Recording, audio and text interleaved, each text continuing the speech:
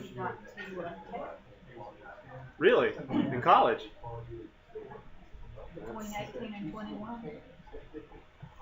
Wow. But they had all this free food laying out there all the time. At Tech?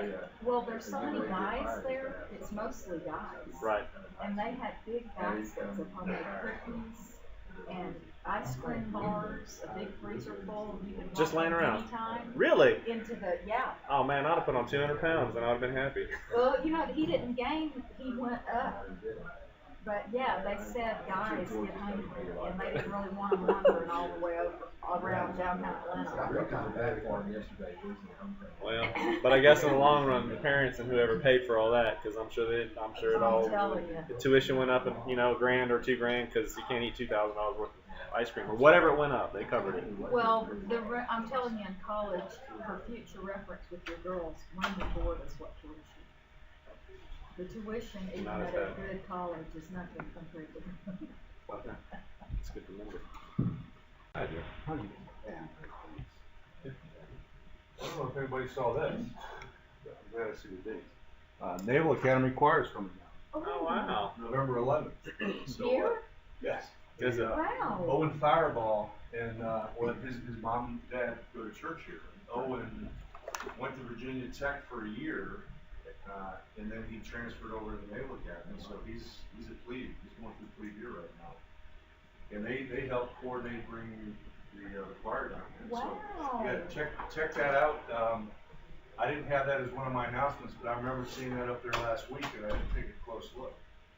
But I hope everybody's doing well. I guess I have a lot of general announcements, and then I was going to see. I didn't get into a lot of communications this week. I apologize, but there's a lot of stuff going on. So I'll hit it up with the Undies Sundays is still going on, right? Remember that, where they're looking for underwear, diapers, and stuff like that for foster homes.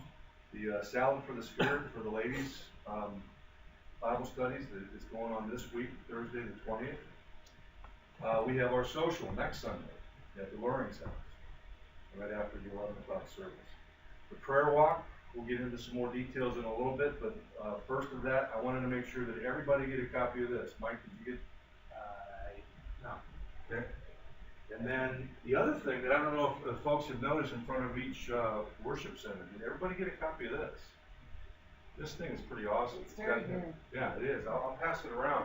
It does give a lot of suggestions with what Alan's doing in his sermon series on prayer. It's got a lot of not only general prayers, but it also at the end has a prayer journal so that you can start building habits with your own prayer life. So it's some good stuff. General item again, I know Sebastian had brought this up a couple weeks ago, and I want to just keep throwing it out there about as we consider what our class name should be. And there may be some updates on that, but I think, again, it's along the lines of not trying to infringe on the trademark with William Lane Craig's mission with reasonable faith, but still have something unique that tells visitors or church members exactly what type of a study lesson that we have here. Some of the mission stuff, and I'm not sure if Carrie has more stuff, but I know in Baton Rouge, they're getting prepared for another trip, November 9th through 13th. There's going to be some meetings coming up for preparations to see who wants to volunteer. But the most urgent is the Liberia trip that takes off, I believe, this Friday. It's coming up this week, I think, is when they leave. Let's see. And then I'll kind of throw this out for anybody that wants to add some stuff. But between the service projects, there's a few people that have signed up between the dates of December 29th, February 11th, and March 16th. And as we take a look at all the folks, I know Helen and I are good for March, so I'll respond back to you on that one, just so you have it. But I know we have a couple people signed up for February 11th. It looked like December 29th at least had one volunteer right now. That has several. Does it? Okay. Yeah. Good. So you are getting some good feedback on that, Brian? Excellent. Anything you would want to add about? Just think of specifically what you want to do.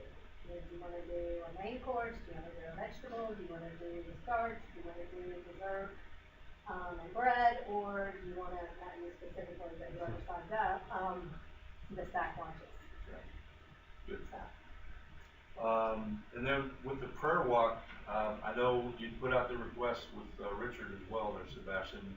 Obviously, this week is still, we're in the study mode, but as we consider the next couple weekends, we want to try to get maximum participation, but we also want people to consider about what types of prayers we would have. This walking guide shows everyone about the different buildings on campus, what ministries are held there, and ways that we might be able to pray for them as we go as a group. But I know even from Monday, and one of the things that was very heavy this week, that some of the folks know that I personally know Grant Spencer, who was in charge of the death of Michael Gatto at Georgia Southern. And he'd been in jail for 2 years pending the trial. They were just getting ready for jury selection this week to try to get things rolling on it, and they did end up plea bargaining. A lot of story about why, but it did come out to get at least the next step is moving forward. He has pled guilty to voluntary manslaughter, which is a category 8 felony, so it is very severe. The testimony from both families was just heart-wrenching, just about how both parties are being changed forever. He'll serve at least, well, he's got a sentence of 20 years. Because of the category of level 8, he'll serve at least 65% of that, up to 90% of that. And both families, I mean, the Gatto family, even from the testimony of the mom, the aunts, the grandmother, I mean, you just realize the ripple effect of just immediate family and friends is huge, that loss. And obviously knowing that there's another young man who will be put away in prison for quite a while, it's very tragic. So I know that's one of those things that crops up whenever you think about youth ministry, when you think about any form of outreach, including prison ministry, which we still have a prison ministry going on here with Bill Hatley. So those types of things, I guess there's some timely things that you guys might consider, but as you take a look at what we're trying to do with this lesson, the sermon plan, and about what we want to do as a class, think about those types of things. The book drive I'm going to pass around as well. They're looking for some books to bring in for the kids. Lydia, I think you need one of these, don't you? We just covered it very briefly, but we're going to walk the campus as a class. Interesting. I think that's about it for me, Sebastian. Do you have anything else? No, we'll get to it in a second if you want to pray us in, and mine will be real short. So. All right. Well, guys, if you bow your heads, please. Heavenly Father, thank you so much for this wonderful day. The blessings you've given us that we can see in our world around us every day are just overwhelming. We know there's a lot of physical pain and emotional pain. Please put your arms around those individuals and families and groups that require your presence. Please lift them up. Give them the strength and perseverance to realize there is a hope and there is a purpose. We ask for your direction here this morning as we take a look at our lessons, take a look at our fellowship, and just again continue to guide this class onward and bring us closer together at the end. We say this in Jesus' name. Amen. All right, thanks, Steve. And just a little bit, yes, like he said, I have been working on the Facebook page, and we recorded last week directly onto the PowerPoints, and it worked. And I uploaded it to Facebook, and it worked. So it's astonishing, but it works. I have to put it first on YouTube and then Facebook, so those of y'all who don't use Facebook can actually access it directly from YouTube. So if you're more comfortable with that, you'll be able to do that, I believe. This is the last call for input on class name, our key verse, our focus, whatever y'all want to say about who we ought to be and what we ought to do. Now's the time, because now that Facebook is working, it's going to be time to button this up and move on. I personally am leaning towards truth and love, and the reason I feel that is because, first of all, I haven't prayed over it a lot. I've been reading Ephesians 4, which talks about speaking the truth in love, grow up into the full measure of Christ in maturity. So truth is the theological work we do. Truth is the philosophical work we do. Truth is when we really take the Bible apart word by word and see what God's trying to tell us. Love is the spirit and the attitude we should have as we get those things, and the actions we should take while we do them. Truth and love, to me, kind of encapsulates pretty much what we are as Christians. Ephesians 4 is where that is. If you want to look over that and pray over it and see if you resonate with it. If God gives you something else, let me know. Otherwise, I think in the next week or two, we'll pull the trigger on that, unless someone says, no, we got to do something different. So let's review where we were last week. We say that Ruth, for the first time, really speaks for herself directly and does not call herself Moabitess. And at the risk, perhaps, of reading too much into what's happening here, because she doesn't speak a whole lot, and it's a summary, and it's actually a very short story, perhaps we see some character development. Perhaps she comes from being maybe a little bit more timid and a little bit unsure of herself and seeing herself in one light. And as she takes her initiative and she says, I've got to do what I've got to do for me and Naomi, perhaps she grows into more confidence, more assertiveness, more desire to say, I've got to do what I've got to do, and I'm actually someone who's worth doing it for. Perhaps. She didn't literally get in bed with Boaz, but she laid down next to him, and she references his responsibility as a goel, which, as we talked about last week, means Ruth, like the Godfather, makes Boaz an offer he can't refuse. We don't believe, and I will emphasize, I don't believe that they actually committed sexual sin that night, but she sure made it clear that there was some goodness in the offing. If they were to get together, that there was something he could be thinking about that would make it kind of worth his while. In addition to, by the way, being at least ethically, if not also legally obligated to do it. We're not sure if he's legally obligated to do it because goel seems to be a phrase which is a little bit nebulous, and the responsibilities, there are some that are very specified, and then we think there are a lot of social pressures to do things as a goel, so we're not sure if he was literally, legally obligated to marry her. But as a man who was mighty of strength, who had good standing, who was a relative, who was kind-hearted, who didn't want to see people suffer, who wanted to do what God also said about providing for widows and aliens, there was an ethical obligation and a moral obligation underlying all that maybe, and in fact, in my opinion, is more important than law. So she lays both those on him. Boaz's response is to bless her instead of cursing her. Another person, perhaps with a different character and spirit, might have shooed her away and said, you can't come lay down next to me in the middle of the night. That's what prostitutes do, and I'm not that kind of guy. Or might have said, oh, I'm glad you're here. Let's see what you got to offer exactly. He does none of those things. He invokes the name of God. He says, may you be blessed to Yahweh, for your kindness is great. So he sees her soul, and he talks to her soul to soul. He declares her chesed and says, your kindness, this kindness of basically asking me to marry you is greater than your kindness to Naomi in the first instance. Now, whether he's being literally true there, and whether if we were to analyze the two kindnesses and say, well, sticking with Naomi was a big deal, but asking Boaz to marry her was even bigger, I don't know. He might have just been very emotional and caught up in the situation. But the bottom line is, they were both acts of kindness, as we discussed. For her to have to get involved in raising up a descendant for someone else's family line was a big deal. A lot of men back then would not have been so interested. They would have said, I want my son to have my name, and I want him to provide for my family, and I want my family line to continue. I don't care if it was my brother, and I certainly don't care if it's some more distant relative. I don't want to have to spread what I have amongst a whole bunch of people. So Ruth could have picked a younger man, which is what Boaz says to her at some point. You have asked me instead of some other man in the village. Whether he be poor or rich or young or old, you could have asked anyone else, and you asked me. And in doing so, you have basically made your life a little bit more complicated, because that's a big deal for me to have to do what you're asking me to do, but you asked it anyway. Look at how he handled his authority. Look at the responsibility side. At least I have always looked at the responsibility side, just like you said. What's the right thing to do in a situation not you? But we look at the implicit authority, if not actual, that he had. How he did not use that. And even in light of modern times, how there's use of hierarchy, authority in so many things. The church, business, the world.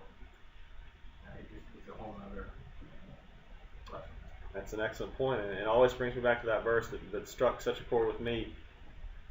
Thinking about bosses and husbands and government leaders and all those who do have an authority because God says so.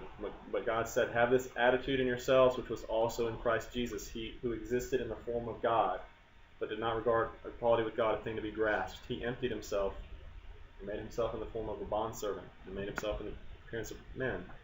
And being made in appearance of man, he humbled himself by being obedient to the point of death on the cross. I always think of that as the paradigm example of what do you do with your authority when you have it. You do like Jesus. You don't exercise it except unless you really have to, and instead you spend time emptying yourself and dying on a cross. Whether it be for your employees, or for your wife, or for your kids, or for your district as a senator or congressman, whatever you are. That's how you should use it. Thank you. He calls her, in fact, he says, blessed be you because your kindness is great. You are an Eshet Hayil. We talked about that, wife of noble character, which also shows up in Proverbs 31. So wife of noble character, who can find? And then we talk a little bit about all the virtues that get listed in Proverbs 31. Boaz is telling Ruth that she's that kind of woman.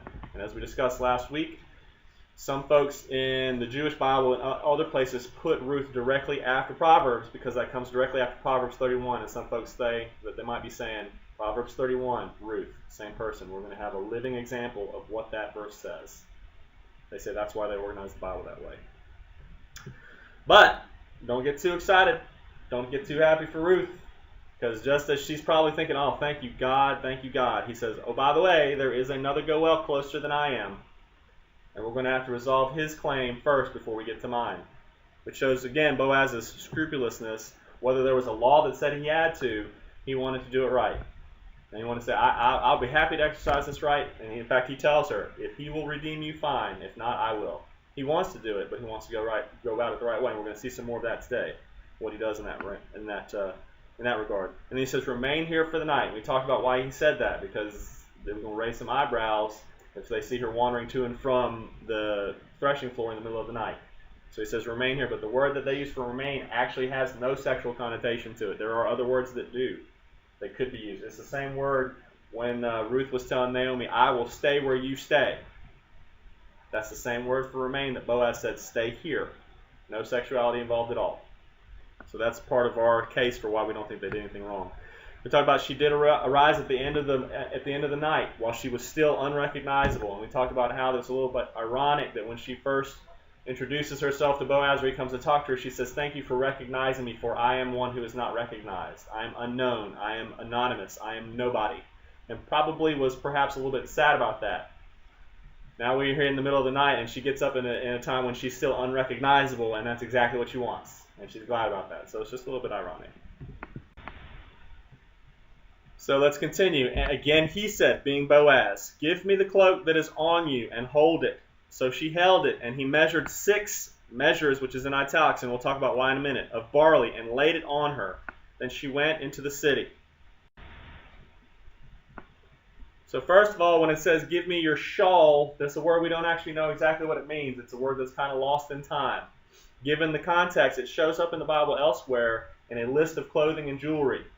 So we already pretty much know it's a piece of clothing, but we don't have any reference for what exact kind of clothing it is. However, we know it wasn't her outer garment, because if she had pulled up her outer garment for him to put the grain in there, she would have been exposing herself, and there's no way that she would have done that. So if your Bible says anything along the lines of shawl, cape, or scarf, from context and folks who do these kinds of study, they say it's one of those kinds of things. We don't know exactly what, but in the long run, it doesn't really matter. It's a piece of cloth that he pours 6 measures of barley into. Now, measures, the word for measures is not actually there. That's why it's in italics. It says he poured 6 of barley. That's what it actually says in the Hebrew Bible. So we don't know that it's actual measures. We don't know if it's an ephah or an omer or all this other stuff that maybe we don't even know what sizes those are. The Jews did like we do, actually. They didn't always include words when it was fairly clear to them what the word ought to be. And in that day and age, they would have known 6, whatever it was, they would have known. It's just like if I ask someone, how much is that piece of candy? And they say $2.46. They didn't say $2.46, but we know because we live in this country and we live this life all the time that means $2.46. So it's the same situation here with the Jews. They didn't actually have the measurement of barley there. So the better translations will use a vague term like 6 measures of barley. We just don't know how much it was, but we know it was a lot. And we see that later. Now, in some of your translations, it might say he poured the 6 measures into her shawl, and then she went back to town. Actually, the actual Greek is he went back. I mean, the actual Hebrew is he went back to town. Some translators have decided that can't be right for reasons known only to them. It's he went back to town because we know that the very next thing he does is he goes to the city gate and resolves this. So some folks put she in the Bible. It shouldn't be she. It should be he. Hey, Sebastian. Yeah. It's interesting. The NIV version I've got here talks about how he poured the measures in and then put it on her, which again makes this close proximity, or he's got to be putting that shawl back up over her shoulders or something. You would picture pouring it in a shawl and then maybe twisting it or something and then throwing it over her back. I don't know, but something like that. That's right. Now, what purpose was the grain other than because they were going to eat it, obviously? Is there a message involved? Is Boaz saying something with this grain? Any ideas? That he wants to provide for her. Excellent. He wants to provide for Ruth. It's perhaps also like a seal of his pledge. He just basically said, either that guy's going to marry you or I will. I'm going to lay something on the table so you know I'm serious. It's like earnest money, except she's not a house. Okay? It's also perhaps a cover for her presence. Why was she at the threshing floor? If anyone saw her, they were going to wonder that. Hi, come on in. If anyone saw her, they were going to wonder that. Perhaps if she had a big old thing of grain over her back, they could say, well, I guess she was working overtime so she could make some extra food. So it's a cover for her presence, but bear in mind, I'm using that word intentionally, because remember what she said to Boaz? Cover me with the corner of your cloak. So he's covering her. He's protecting her, as well as providing for her. It's also a gift to Naomi, and we're going to see in the next verse how that is. Why is it a gift to Naomi? She's also a widow who needs care. She has nothing. In fact, she has less. She's not as young as Ruth, and apparently we're speculating she can't work anymore because she didn't go out to the fields also. There was no reason for her not to, as far as the legal considerations are concerned. She just didn't, and we're going to assume that perhaps she was just beyond the point where she could do that. She needs reassurance that she won't be left out in the cold, because there's always the possibility of people being like they are, that he could have married Ruth and said, well, Naomi, best wishes and best of luck. I married one, not the other. And it's also perhaps a bride price, which is something we don't do anymore, also known as a dowry in the kind of idea of a dowry. A bride price is a promise to prepare for the wedding in good faith. This is the groom saying, no, I'm going to do what I need to do. We know that in the New Testament times that they would actually go build on a chamber to their parents' house. That would be what the groom would do in order to prepare for marriage. He's going to good faith and pledge to prepare for the bride and also for good behavior, as in, well, let's have a little bit of, goodness on the front end before we actually get married. He's going to leave her be, and he's not going to go running off with other women. Grain may have been like an engagement ring, perhaps. We don't know that, but as we think about it, that's what it looks like, perhaps. 3:16, when she, being Ruth, came to her mother-in-law, she said, that's Naomi, how did it go, my daughter? And she told her, that's Ruth, told her all that the man had done for her. Now, we know and we guess, Ruth and Boaz probably didn't sleep much of the night. And it's not because they were doing things they shouldn't have been. It's because they were in quite a situation. I'm sure both their minds were racing. We don't know that. Perhaps one or both of them just went on to sleep. I don't know. But I would imagine if I was in that situation, I'd be having a lot of thoughts. What do I got to do next? And okay, I was not expecting this. And what's the future is going to hold? And okay, all this stuff going on. Ruth, the same thing. Well, it wasn't just them. You're going to imagine that Naomi probably didn't sleep either. She knew the risks that were inherent in Ruth going in the middle of the night and looking like perhaps a prostitute and laying at a man's feet and saying, please marry me, and you don't know what's going to happen. So we're going to assume and speculate that Naomi, loving Ruth as much as she clearly did, that Naomi would have been very concerned and waiting up by the door. Now, interesting about the question that Naomi asked, we translated, how did it go? That's not actually what she said. What she said literally was, who are you? What she said, and so some people speculate that they guessed Ruth knocked on the door and then Naomi answered and said, who are you? I don't know who you are. But the problem is what it literally says is, who are you, my daughter? Naomi knew exactly who it was. Why in the world did she say, who are you? So there's some as they read into this verse, they say she was asking a status question. Who are you now? Now that you've gone to be with Boaz and you've asked the question that you put at him and he has answered it, who are you? Are you Ruth the Moabitess, or are you Ruth going to be Boaz's wife? Because that was a change of ontology, change of being. She could perhaps have changed from being a single woman with nothing to look forward to being perhaps a married woman with an awful lot to look forward to. Now, the Bible summarizes what was probably a very detailed response. You cannot imagine, because what it said was, she told Naomi all that the man had done for her. I can't imagine she said, well, he asked me to marry him. You got mad. Well, I went down, and this is what was happening. This is who was at the floor, and this is where they were laying, and this is how much grain, and this is where I sat, and this is and I watched, and that's what I saw, and then the sun went down, and then la la la la la la, all that stuff. That's what happens when we have a story to tell, and we're very excited about it. So the Bible summarizes what was probably a detailed response, and then asks and answers a very specific aspect of what happened. She said, that's Ruth, these 6 measures of barley he gave to me. For he said, do not go to your mother-in-law empty-handed. So we are really focusing on the grain now. And it's kind of interesting because why did God and the Bible writer summarize everything except this one statement? And this is the one that gets highlighted. Oh, I told her everything he did for me. Oh, by the way, he gave me 6 measures of grain because he said you should not go back to your mother-in-law empty-handed. Why is that important? It's got to be important. That's why it's highlighted.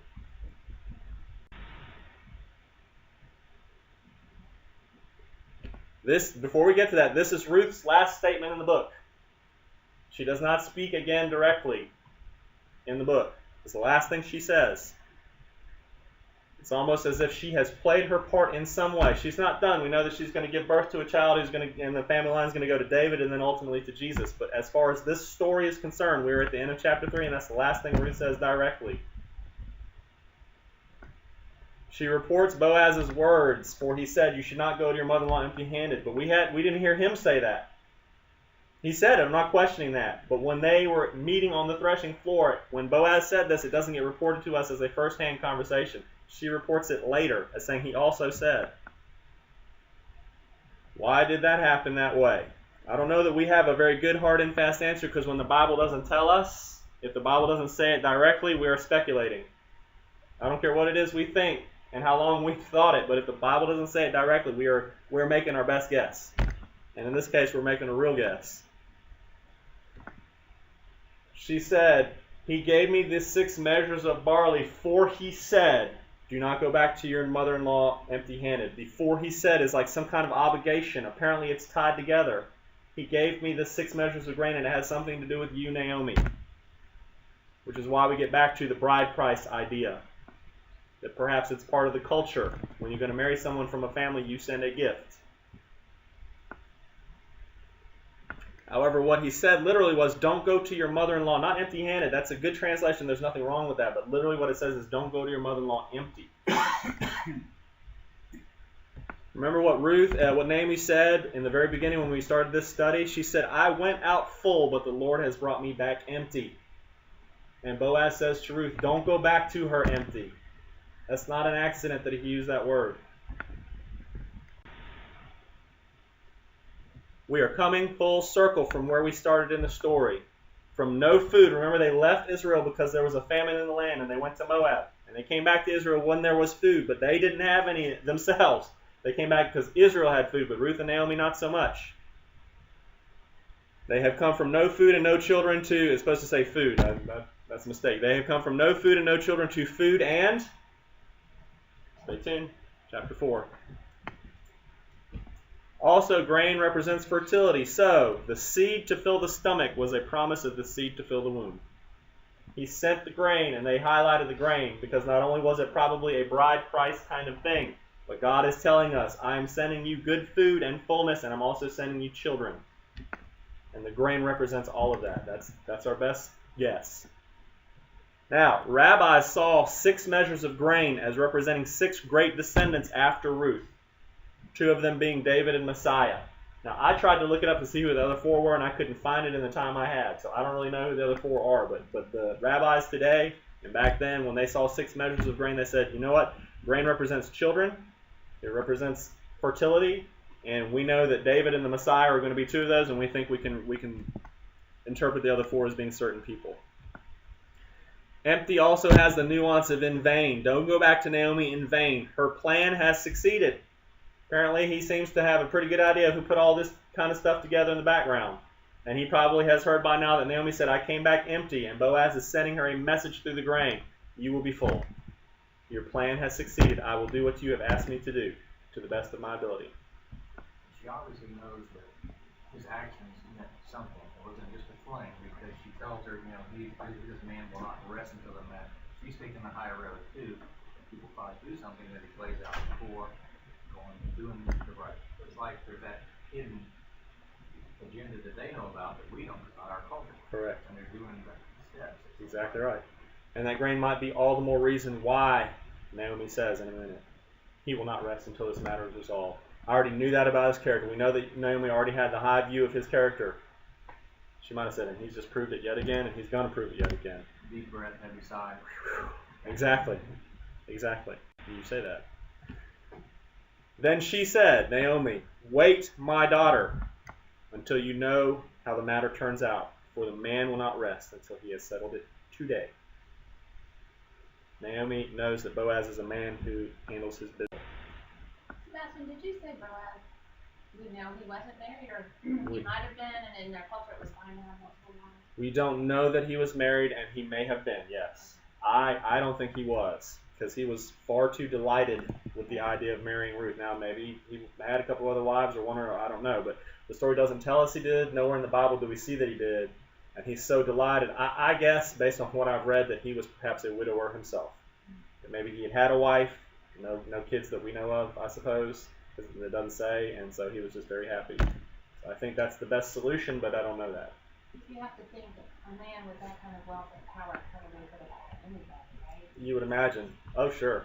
You would imagine that back in that day and age, there would be a lot of families that would say, you know, you're a good man. We see how you are. You have means. You treat people right. You don't have a wife. This is a good setup. Now, today we might better translate when she says, wait until you see how it falls out. Chill out. And literally, I'm glad that Mike said, take a deep breath and relax. Because that's kind of what she's saying. We have done all that we can do and need to do. It is now in his hands. We know we can trust him, and I believe the subtext is, and we know we can trust God. Finally, we know that. Wait and see. You've done. You've taken risks and you've done it. Contrast that with what she told her earlier. Wash, perfume, clothe, go. Do stuff. You got to do stuff. Now you don't. The modern day translation is let go and let God. And the biblical translation is be still and know that I'm Lord. So that's where we've reached after a lot of uncertainty and a lot of stress and anxiety and a lot of activity and a lot of running around and gleaning fields and making conversations and coming up with plans. That's where we are today for them. Now, it says we'll see how the matter turns out. What it literally says is we'll see how it falls, how it will fall.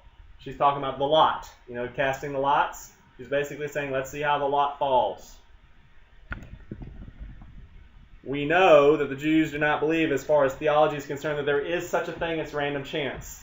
Because we have talked about the verse in Proverbs that says, the lot falls in the man's lap, but it's the Lord who directs it. There is no random chance. So when she says, let's see how the lot falls, she's not saying we have no idea what's going to happen. Really what she's saying is, let's see what God does next. Now the question is, what remains to chance here? What are they waiting to see? What have they not figured out that they need to figure out? Well, it seems pretty clear that there's no question that Ruth is going to be married soon. Because Boaz said, there is another Redeemer nearer to you than I am. If he redeems you, good, let him redeem you. If not, I will. So what Naomi is saying is, we're going to see which one you're going to end up with. Because it's pretty clear you're going to end up with one of them. Thank God. That's why you can take a breath. We're going to have a provider soon. We're going to have a protector soon. You're going to have a status that you don't have right now that you want. Perhaps you have to. All that stuff's going to be answered soon. It's just the question is it going to be Mr. So-and-so or is it going to be Boaz? And that leaves that last lingering question for the audience. Like, there's still some tension. Boy, this story, it's awesome the way it does it. It's one of the best stories ever, right? Because every time it raises some tension, it resolves it, but not fully. And then raises some tension, but resolves it, but not fully. And then raises some tension, and it keeps you going until you get to the end, when it's all resolved. Now, Naomi said, first of all, it says, Ruth told Naomi all that the man had done for her. And then Naomi says, wait and see, because the man will not rest until he has settled this matter today. It's a little unusual for them to keep talking about this man as the man instead of Boaz. Some folks suggest that perhaps that's what you did in that society back then when you're referring to someone. Maybe it's because he has standing. Maybe you don't say his name in vain, quote unquote, like they don't say God's name. Perhaps it's a way of being respectful. In our society, it's actually kind of the opposite. When you don't want to say someone's name and you just refer to them by gender, sometimes you're not being very nice about it. But I think in this case they were. Boaz will not rest until he has settled the matter today. The word for rest there is literally peace from war. He will have no peace from the war. The man will fight.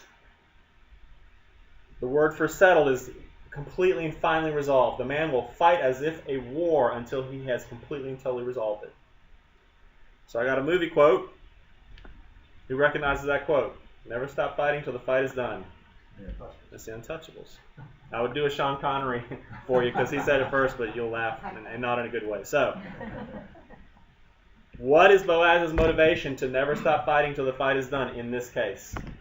Why will he go to war, so to speak, until he has resolved this matter fully?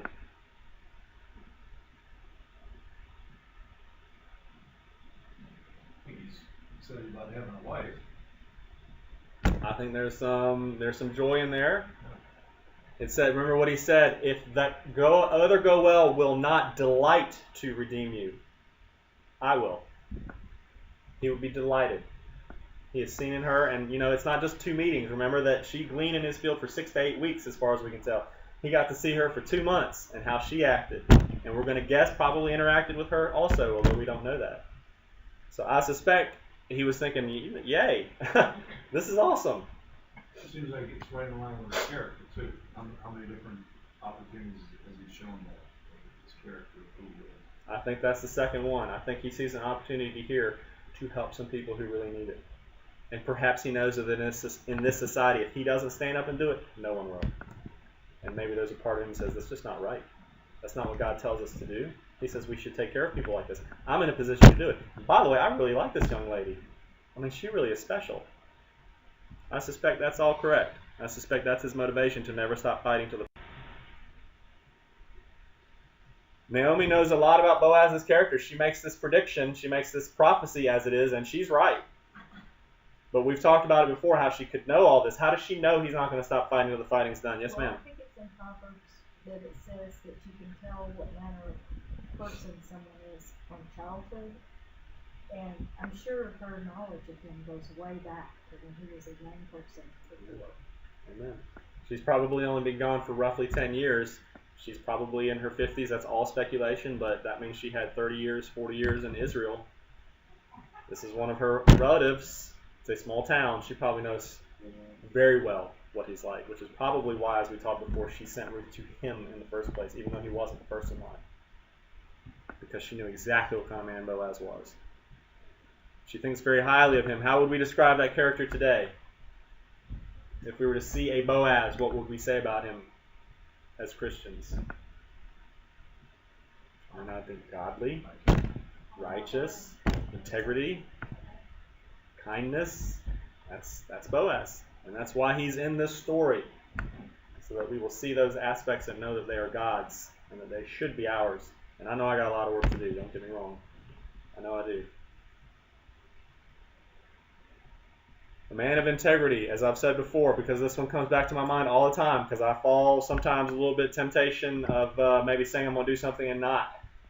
The righteous man swears to his own hurt and does not change. If you make a promise, even if it gets really inconvenient to fulfill that promise, if you're righteous, you will fulfill it anyway. You will swear to your own hurt and not change.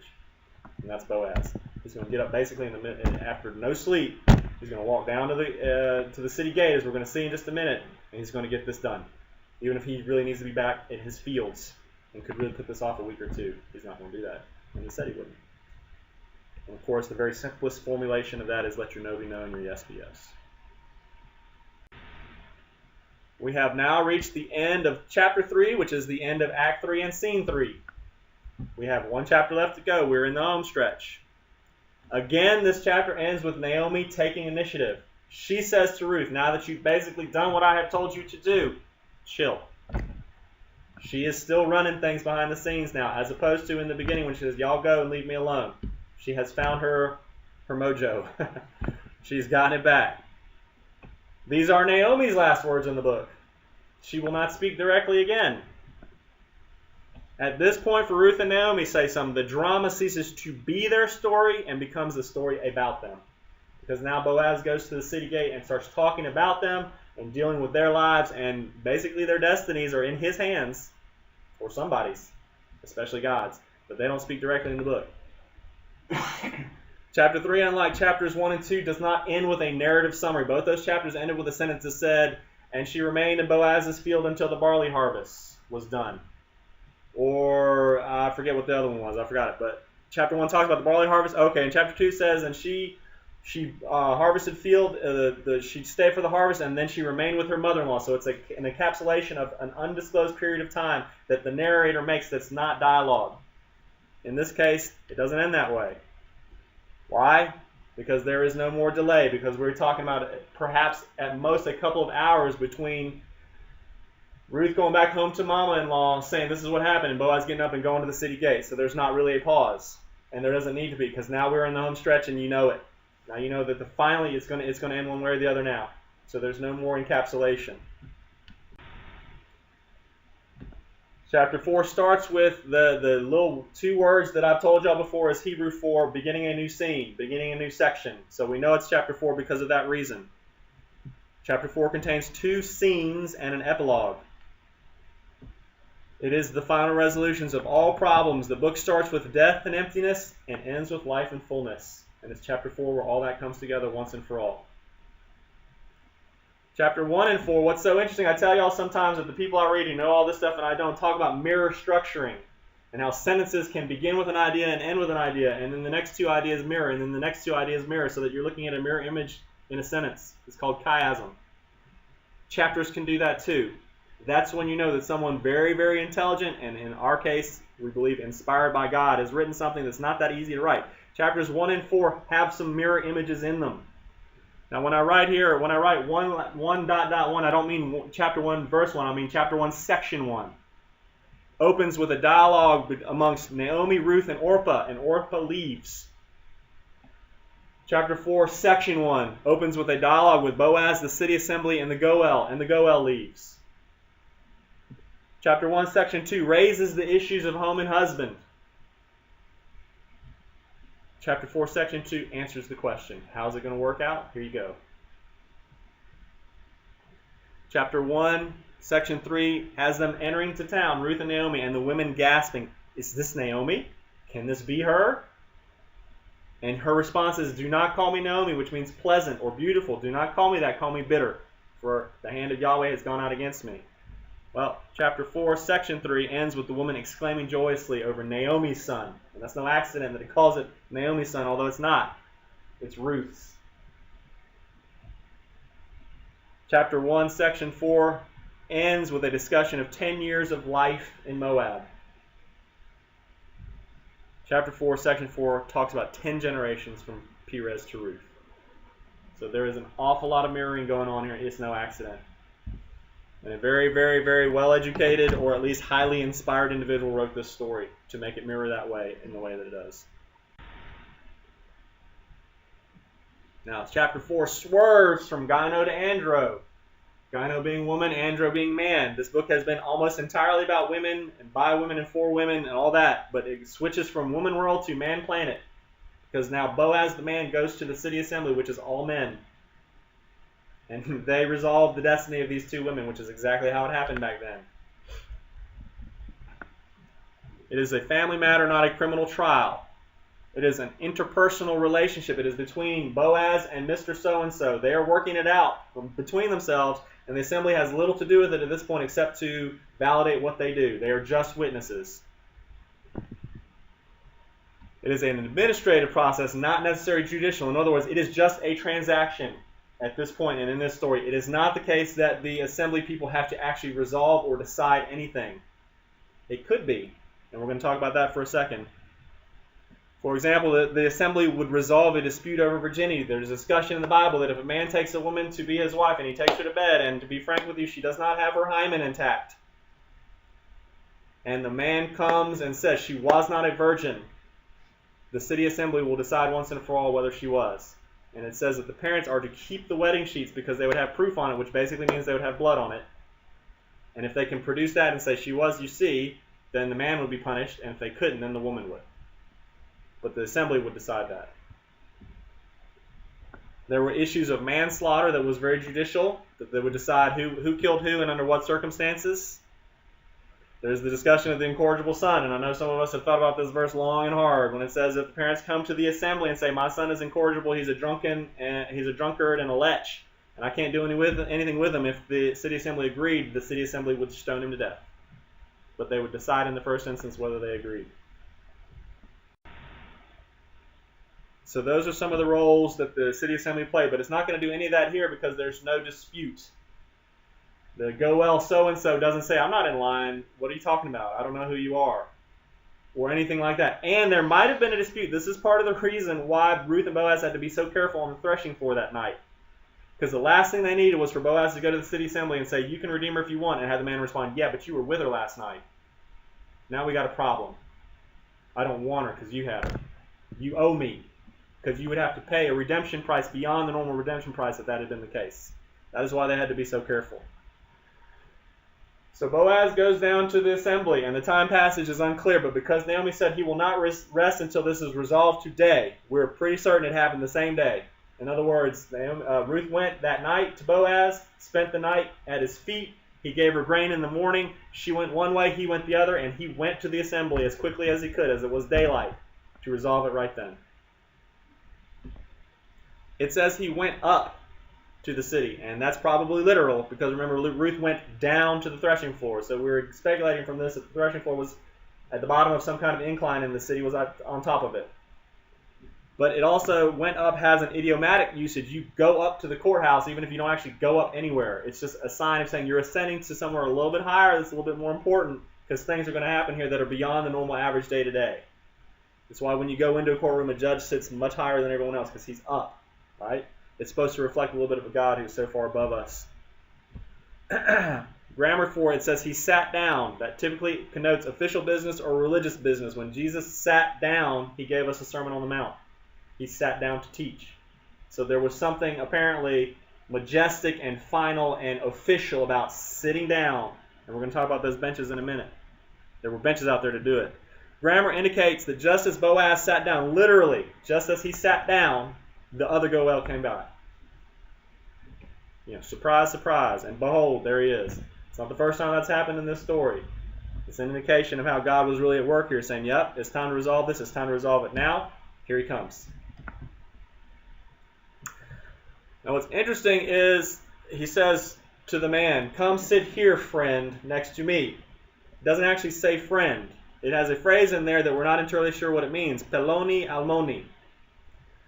Now, literally, if it means what we think it means, that's such a one. Or, as we translate it today, so-and-so. In other words, it's for the literary term, it's a farrago. The elements of the words rhyme, but they probably have no independent meaning. When you put them apart, they mean nothing. We have those in English. Hodgepodge, helter-skelter, heebie-jeebies. They don't mean anything apart, but when you put them together, it's a word with a usage which we understand, and that's why we use it. We think that's what peloni almoni is. Now, the phrase occurs elsewhere, and it is a situation where the narrator elsewhere and in general either can't recall the person's name or doesn't want to say it. Mr. So-and-so, Mr. What's-his-name, Mr. somebody or other.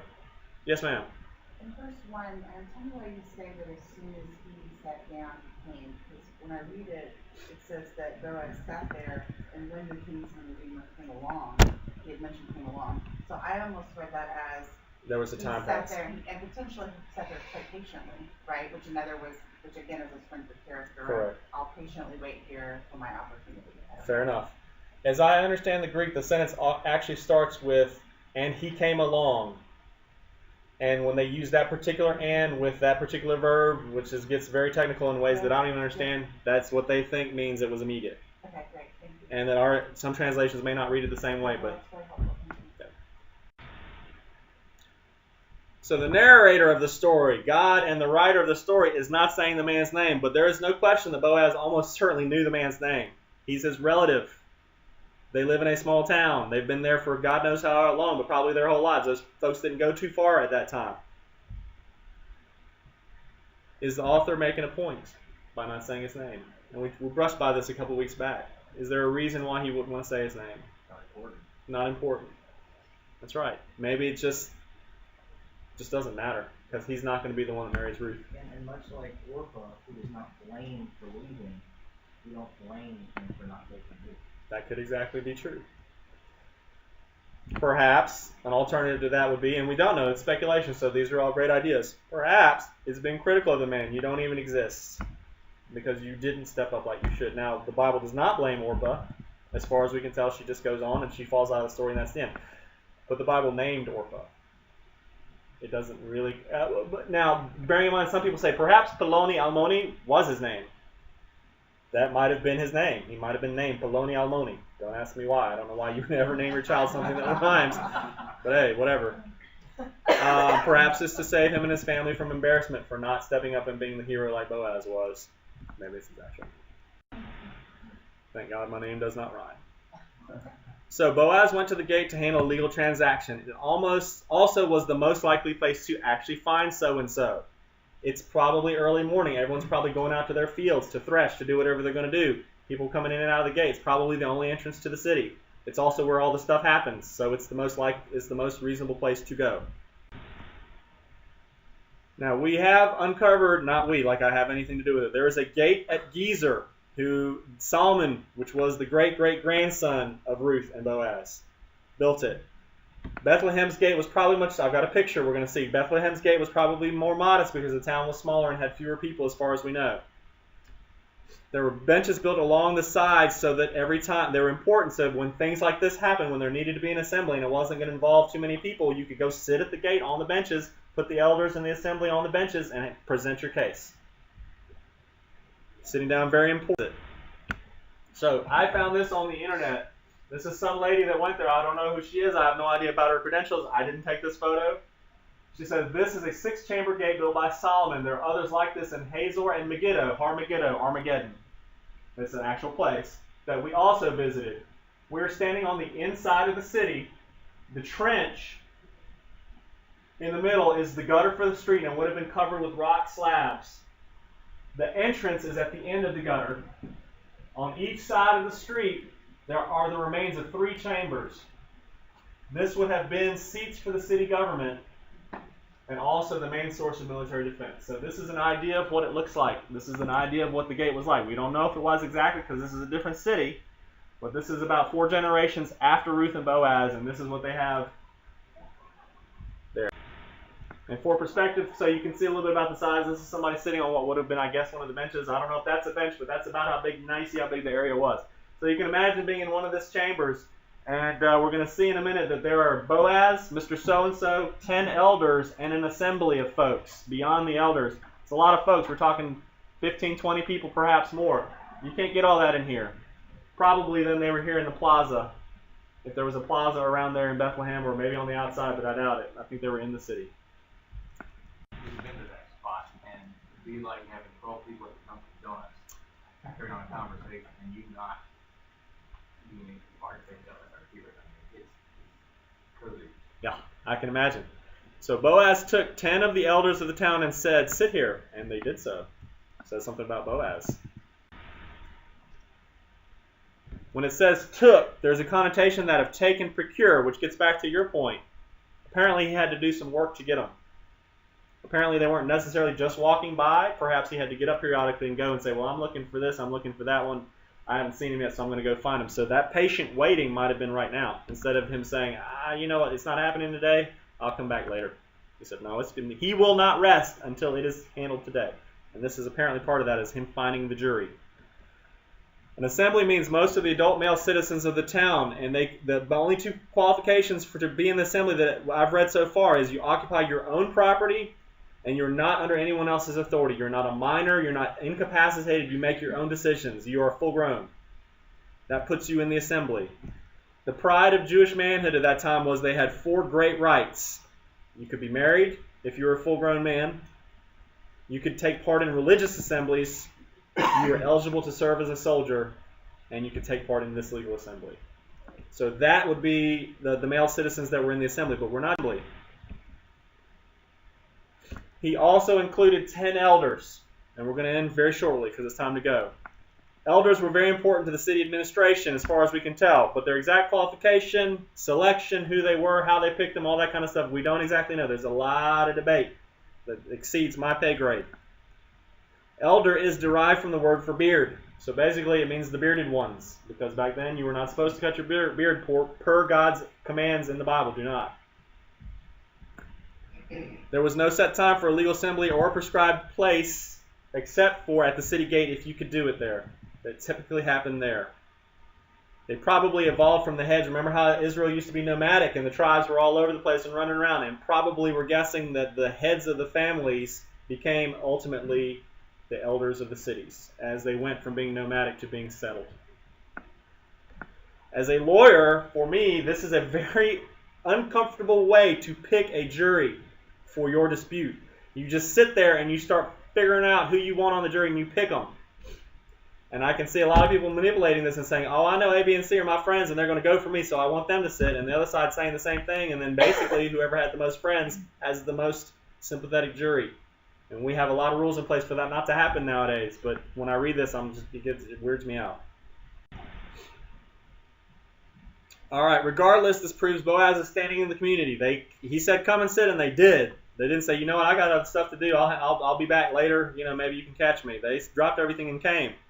This seems to indicate his scruples. A 10-member assembly seems to be relevant. 10 seems to be an important number here.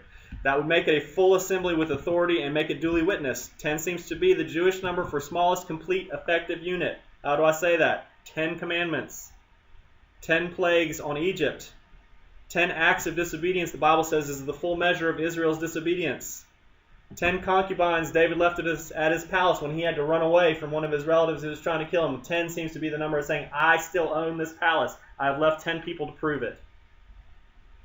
The Mishnah, which is Jewish teaching afterwards, says you have official worship service when you have 10 men. 10 years of life in Moab. 10 generations from Perez to David. And I guess we can stop here because it's time to go. But remember how we talked about sometimes when we're trying to evaluate whether people did the right thing or not in God's eyes, we look at the consequences of their act. And in Ruth's case, we say, we don't think that she and Boaz sinned because good things came out of it and we never hear anything bad about it. Well, if we remember, Tamar dressed like a prostitute to lure her father-in-law to sleeping with her because he wouldn't give her his third son. She had married the first one and he died. She'd married the second one and he died. Judah said, I'm not giving her the third one. And he sent her back to her father's home for a long time. And finally she got sick of it and said, I'm going to take matters into my own hand. I'm going to dress like a prostitute. And she does. And Judah sleeps with her, not realizing who she is. And then she has 2 sons, Perez and Zerah. Did she do right in God's eyes? I don't know. But in the long run, she is in the line that leads to where we are today. She is in the Messiah's line.